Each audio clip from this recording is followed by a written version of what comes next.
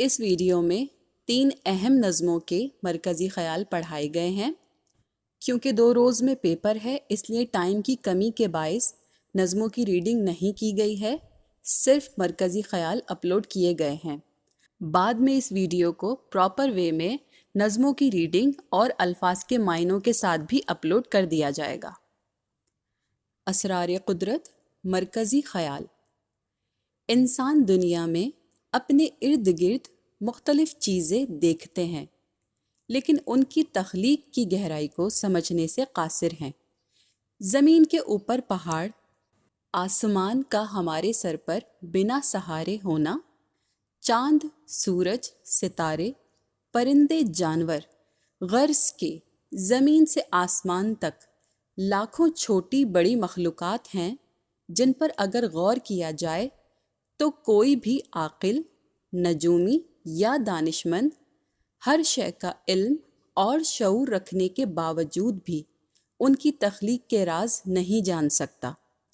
کہیں خوشی، کہیں غم، کہیں کامیابی، کہیں ناکامی، یہ سب اللہ کی قدرت ہے، اس کی نشانیاں ہیں، اس کے وجود کی گواہ ہیں کہ کوئی تو ہے جس نے ان تمام مخلوقات کو بنایا ہے، اور کس طرح سے ایک نظام کے تحت وہ اپنی کائنات کو چلا رہا ہے، یہ صرف اس کو ہی معلوم ہے۔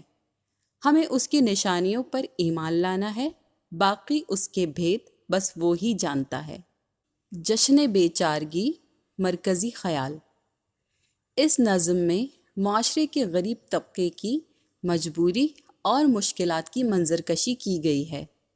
ایک غریب مزدور کی بیٹی کی شادی کا منظر دکھایا گیا ہے، جہاں ایک طرف اس معاشرے میں امیر کبیر لوگ اپنے جشنوں میں بے تحاشا دولت لٹاتے ہیں، وہیں دوسری طرف ایک مزدور باپ چاہتے ہوئے بھی اپنی غربت کی وجہ سے اپنی بیٹی کو جہیز نہیں دے سکتا، اور غمزدہ دل کے ساتھ اسے کہتا ہے کہ وہ اور لڑکیوں کی طرح سامان اور زیور کی آرزو نہ کرے، اور اسے صبر سے رہنے کی تاکید کرتا ہے۔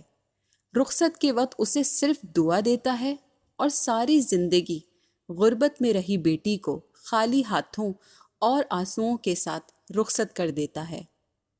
حضرت فاطمہ زہرا رضی اللہ تعالی عنہا کی رخصتی، مرکزی خیال۔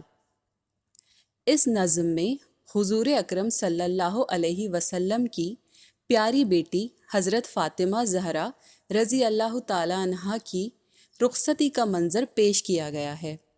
حضور صلی اللہ علیہ وسلم کو اپنی پیاری بیٹی سے بے پناہ محبت تھی، مگر تمام تر محبت کے باوجود بھی آپ صلی اللہ علیہ وسلم نے اپنی پیاری بیٹی کو رخصتی کے وقت بہت ہی مختصر جہیز کے ساتھ رخصت کیا، اور اپنی امت کو یہ درس دیا کہ کامیاب شادی وہی ہے جو اسراف سے پاک ہو۔ اس لیے انہوں نے اپنی پیاری بیٹی کو دنیاوی مال کے بجائے صبر و شکر اور توکل سے مالا مال کر کے رخصت کیا، اور فقر و فاقہ کو ان کا اصل جہیز قرار دیا۔